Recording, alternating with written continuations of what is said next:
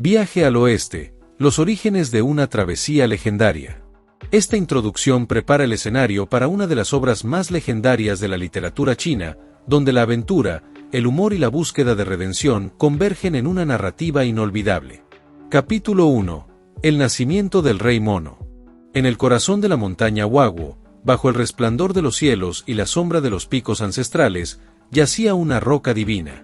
Esta roca, moldeada por los alientos del cielo y la tierra, y nutrida durante siglos por los rayos del sol y la luna, albergaba un secreto extraordinario. Un día, tras 1000 años de absorber las energías del cosmos, la roca se partió en un resplandor cegador, y de su interior emergió una criatura insólita, un mono dotado de una inteligencia y una vitalidad sobrenaturales. El mono de piedra, como lo llamaron las criaturas de los bosques, no era un simio común. Poseía un rostro resplandeciente como el jade pulido y un cuerpo compacto que irradiaba fuerza. Su risa resonaba como el trueno, y su mirada podía atravesar la espesura de los bosques más densos.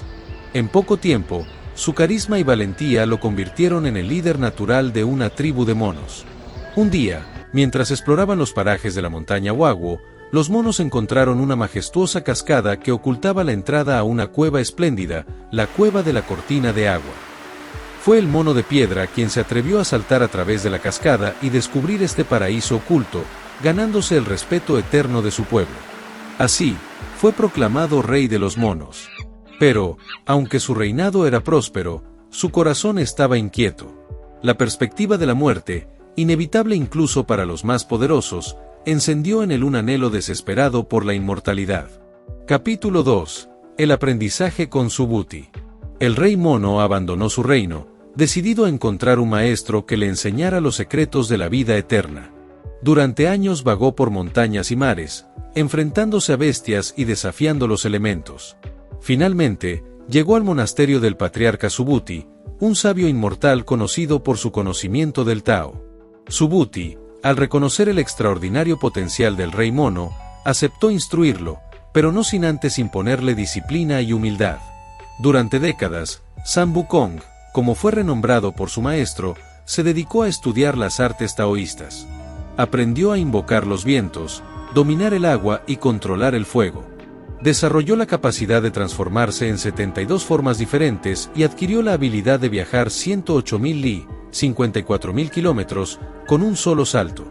Cuando San Wukong finalmente dominó estas habilidades, se despidió de su maestro, pero no sin un aviso: el poder no es suficiente, rey mono. Domina tu corazón, o serás esclavo de tus ambiciones. Capítulo 3. El desafío al cielo. Regresando a su reino, San Wukong se encontraba más poderoso que nunca. Pero su anhelo de grandeza no se había apagado, al contrario, crecía como un incendio. Al escuchar que los dioses del cielo controlaban el destino de todos los seres, el rey mono decidió que era su derecho ser igual a ellos. Con este propósito, entrenó a su ejército de monos y se proclamó el gran sabio igual a los cielos.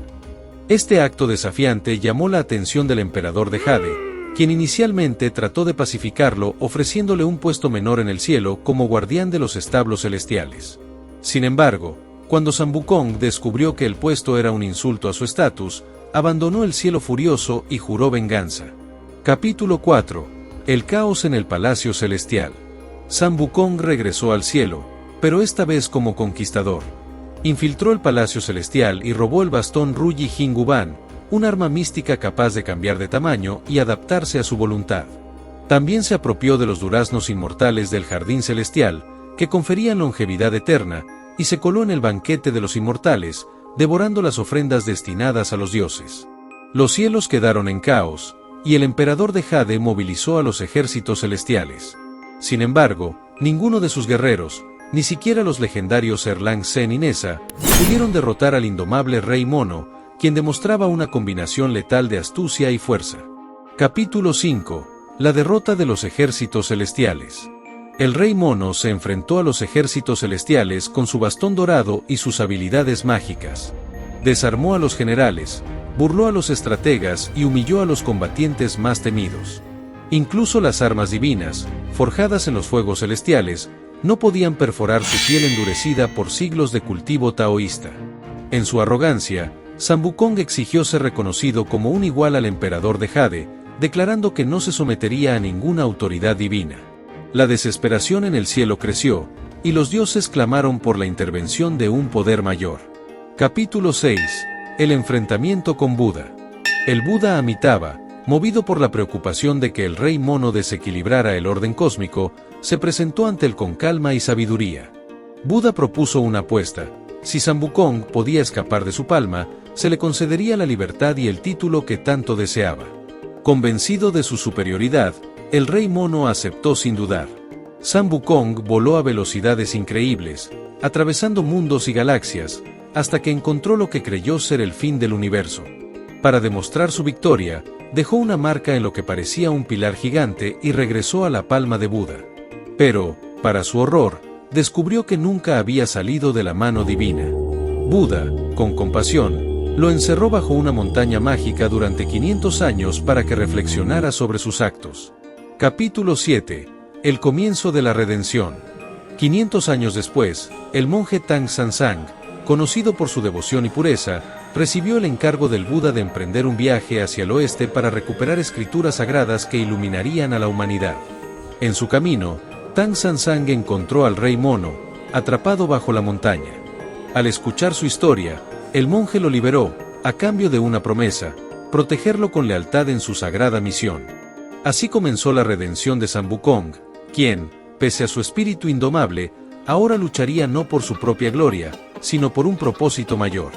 La travesía estaba por empezar, y los peligros que enfrentarían juntos darían forma a una de las leyendas más grandiosas jamás contadas.